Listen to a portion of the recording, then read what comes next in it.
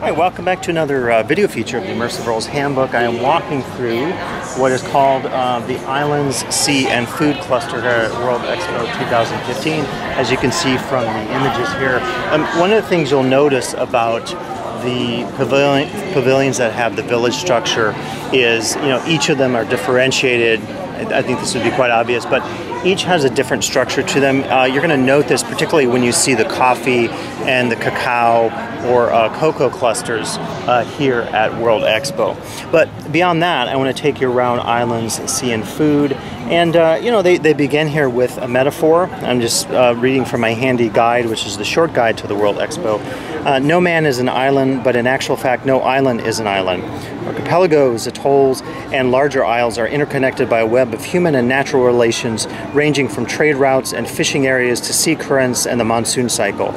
The intrinsic fragility of insular ecosystems places them at the center of the debate on global environmental challenges, as the effects of the overexploitation of resources are more evident on islands. It goes on to talk about flooding and other issues that are faced by people who certainly wouldn't live in these countries. So, hopefully when folks are visiting the clusters and all the pavilions, they either read this narrative or they read the narrative that is presented here at the pavilion, because I think it's important. If you don't have that context when you first begin your trip, you're going to get less out of it, and you're just going to see people and things and stuff, basically, that I think is a problem of any World Expo, is that you get caught too much up in the essences and not thinking about the issues removed, certainly not removed from the people who live in some of the places portrayed here, but removed from us, because unless we're from one of these locations, we wouldn't necessarily know about these issues. So I think it's very important. But beyond the politics of it,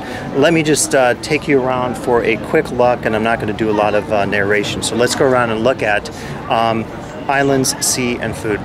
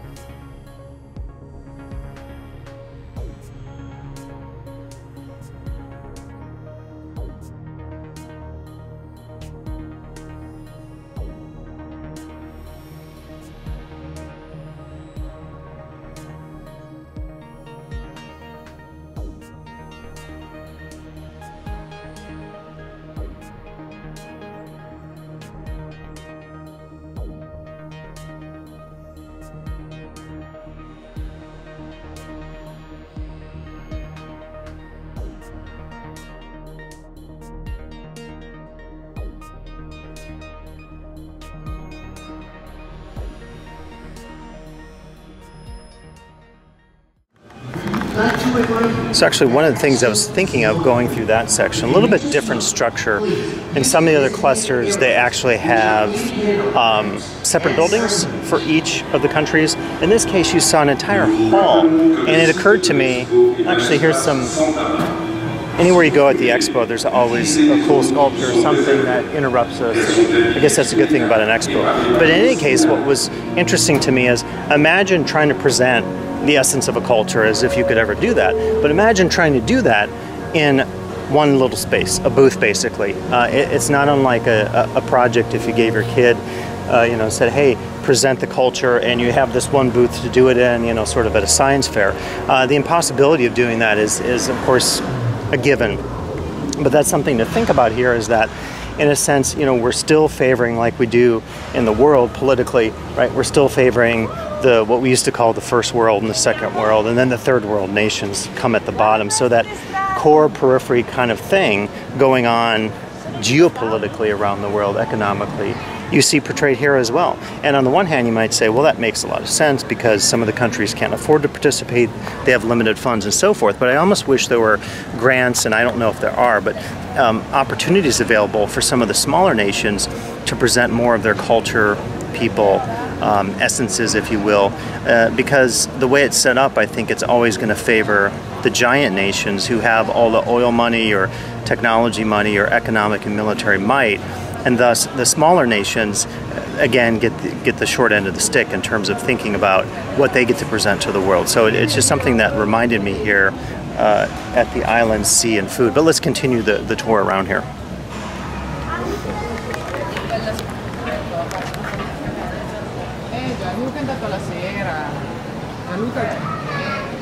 Really impressed with the structure here they've created to identify this pavilion. One of the coolest ones of the clusters, along I think with coffee, I would say.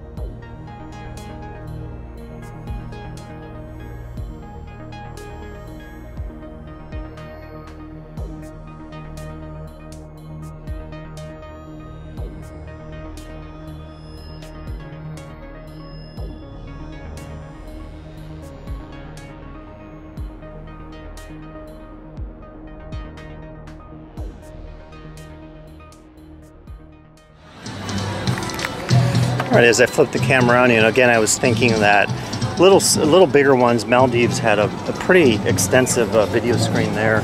We're just passing by North Korea, which, you'd say is an interesting addition here at the Expo, given some of the political issues going on over the last few years. But what's interesting to me, again, is this idea that you're forced to present your culture almost in a trade fair sense, but on a very small scale. So it's certainly a challenge if the only thing that a guest or a visitor sees representing your culture are some goods. And then we begin to associate that culture only through those material goods, which of course are commodities which are sold, because a lot of the smaller pavilions basically are doing large gift shops. That's in some cases the extent of what they're doing. But a lot to think about as we had a chance to see the islands, fishing, seas, and food cluster here at the World Expo 2015. So please come back for additional video features of the Immersive Worlds Handbook.